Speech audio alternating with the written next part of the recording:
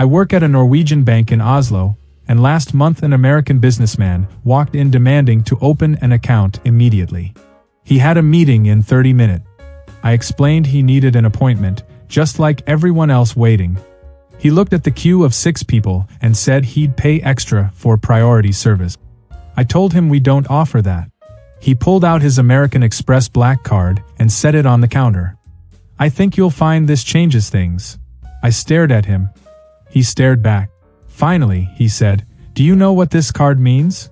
I did. It meant he had money, which in Norway meant he'd wait in line like everyone else. He asked if Norwegian banks understood customer service tiers. I explained we have one tier, customer. He actually said, "That's socialism." He's been saying that about everything here for 3 weeks.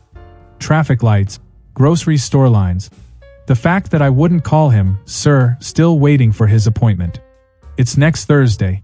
At a Helsinki hotel, an American couple arrived at 11 a.m. demanding early check-in. Standard check-in was 3 p.m. They offered €50 to make it happen. My colleague explained we couldn't, as housekeeping worked scheduled hours and hadn't finished their rooms yet. The woman said, "We'll pay them directly then." She wanted to tip the cleaners to work faster. In Finland, where labor laws exist, her husband suggested we just give them someone else's cleaned room. They probably haven't arrived yet anyway. We had 100% occupancy. They spent 4 hours in our lobby, periodically asking if we understood they were American. Working a tram in Amsterdam, I watched an American man board without tapping his transit card. I asked him to pay. He said he was only going 2 stops, implying that made fare optional. When I insisted, he asked how much my salary was. Just directly asked me my wage. Said he probably paid more in taxes back home than I made in a month, so really, wasn't he already paying for the tram? The Dutch passengers stared. One woman asked him in perfect English if he understood how societies work. He said, "In America, we have different classes of service for different people. It works." And that was just Tuesday. I'm a receptionist at a medical clinic in Copenhagen. Last week, an American woman needed a regular checkup. She asked about our executive health package or VIP screening. I told her we don't have those. Everyone gets the same standard of care. She looked genuinely confused. "So what do people with money get?" "The same thing," I repeated. She asked if she could pay extra to skip the wait. Our wait was 45 minutes. She offered €200 to see a doctor immediately. I explained that's not legal here, and also deeply against how Danish healthcare worked. She said, "But I'm willing to pay," as if saying it louder would activate some secret rich person door. When the doctor finally saw her, she asked him why he chose to work in a clinic that doesn't reward excellence. He had a PhD and 20 years of experience. She thought he must be new because surely successful doctors had private practices for wealthy clients. He told her he preferred treating everyone equally. She asked if that was a political statement. At Stockholm Arlanda Airport, I processed passport control. An American man approached my colleague's line, which had 7 people waiting. My line had 2. He walked past everyone to my colleague and asked to go next because he had lounge access. My colleague pointed to my shorter line. The man explained that wasn't the point. He had priority boarding on his flight. Premium economy. That meant something, right? My colleague said it meant he could board a plane early, not skip passport control. The American said, "I paid extra for priority service." Yes, with the airline. Not with Swedish immigration. He returned to the back of the line, genuinely baffled. As he waited, he kept glancing at his boarding pass like it was a magic ticket that should work everywhere. When he finally reached the desk, he asked if Sweden had considered implementing express lanes for business travelers. We had. We rejected it. He asked why. "Equality," my colleague said. The man looked like he'd heard Swedish was now mandatory for entry. Working at a pharmacy in Vienna, an elderly American customer wanted prescription sleeping pills. She didn't have a prescription. I explained she needed to see a doctor first. She offered to pay cash, no insurance involved. I told her that doesn't change prescription laws. She pulled out her insurance card. It had platinum written on it. She pointed to this word. Platinum member. 30 years. I told her Austrian pharmacy law doesn't have exemptions for insurance tier levels. She said she'd never had this problem in America. I believed her. Different country, different rules. She asked if there was a supervisor who understood premium customers. I was the supervisor. She wanted to speak to the pharmacy owner. I co-owned it. She sat down in our waiting area and called her insurance company's international helpline. I heard her explain that she was being discriminated against. After 20 minutes, she came back to the counter and asked, very seriously, if Austrian pharmacies accepted American insurance hierarchy. We accept Austrian prescriptions, I said. She left saying she'd find a pharmacy that valued loyal customers. At a train station in Zurich, an American man missed his reserved train. He wanted to board the next one without changing his ticket. I explained he'd need to pay a change fee. He showed me his first-class ticket as if I'd missed it. I understand, I said. 20 francs to change. He leaned in and quietly asked if there was a first-class customer service line where this could be resolved. There wasn't. We had one line. He was in it.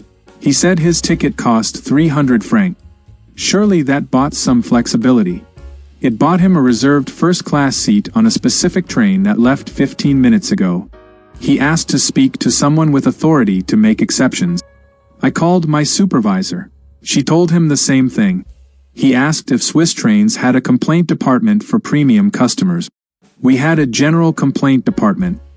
He'd be treated the same as everyone else there too. He paid the 20 francs while muttering that Switzerland used to understand class. I work at a restaurant in Reykjavik. An American family came in for dinner. When I brought their food, the father asked why I wasn't being more attentive.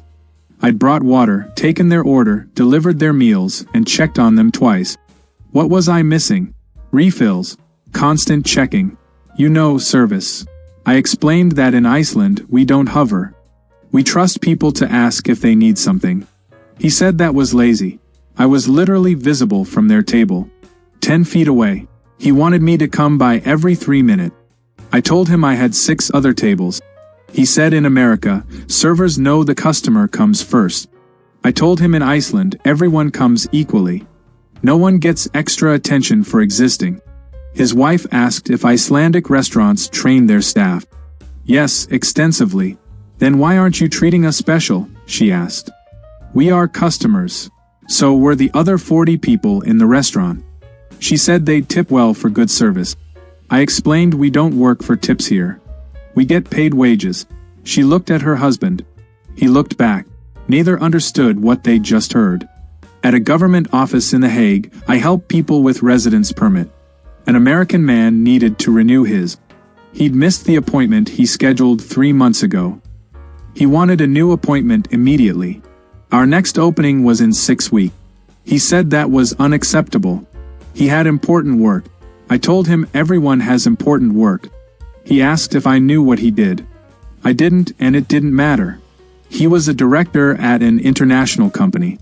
That's nice, I said. 6 weeks.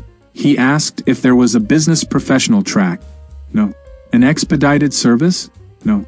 Could he pay more? No. He sat down and made a phone call. Very loudly. To someone he called minister. I couldn't hear the other side, but I heard him say he was being treated like common people and needed intervention. When he finished, he told me someone from the government would call. I said okay. No one called. He waited an hour, then rescheduled for 6 weeks out.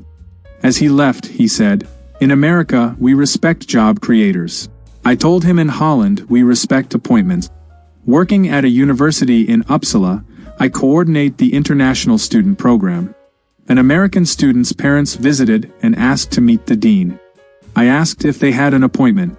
They didn't, but their daughter was a student here, so surely the dean would want to meet them. I explained the dean had scheduled meetings. They could email to request one. The father said he'd donated to American universities and always met with administrators. This wasn't an American university. The mother asked what we did for parents of students who came all this way. We had a parents' weekend twice a year with scheduled events. They'd missed both. The father asked if there was a donors lounge or parents association contact. We had a general alumni network, open to everyone equally. No tears. The mother said, "So there's no benefit to being involved, parents?"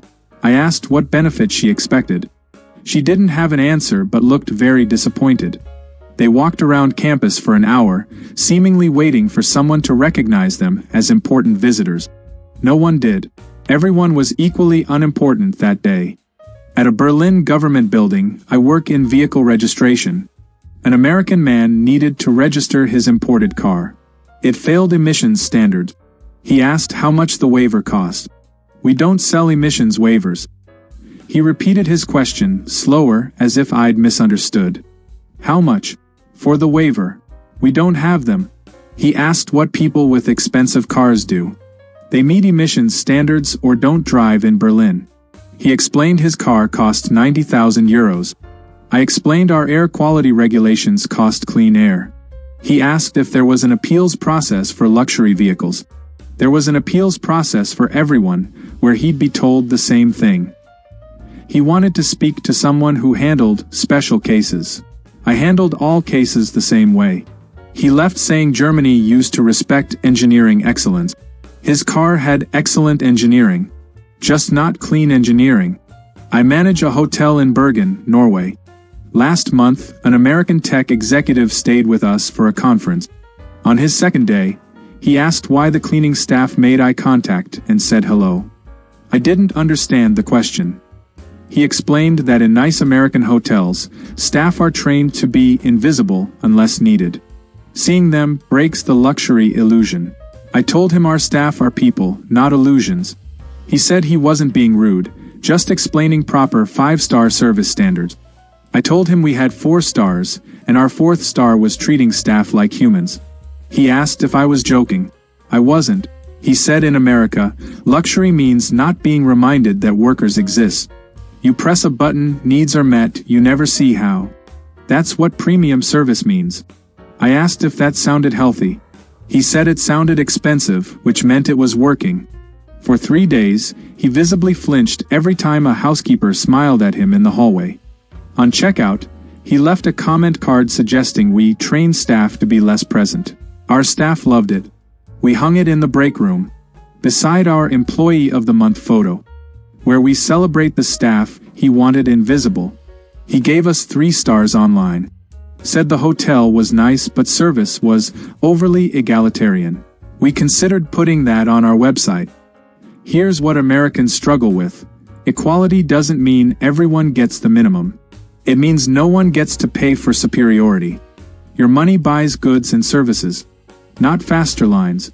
Not special treatment. Not a different class of humanity. The richest person and the poorest person wait the same time at government offices. Sit in the same waiting rooms. Follow the same rules. And somehow, society doesn't collapse. It works fine. Maybe better. Because when you can't pay to skip lines, you start caring about how long everyone waits. When you can't buy your way out of problems, you start fixing problems. When you're treated exactly like everyone else, you remember everyone else exists. Americans call this socialism. Europeans call it Tuesday. And somewhere right now, an American is explaining to a confused Norwegian that premium credit cards should grant government priority. The Norwegian is explaining that money doesn't work that way here. Neither is understanding the other. But only one of them is going to wait in line.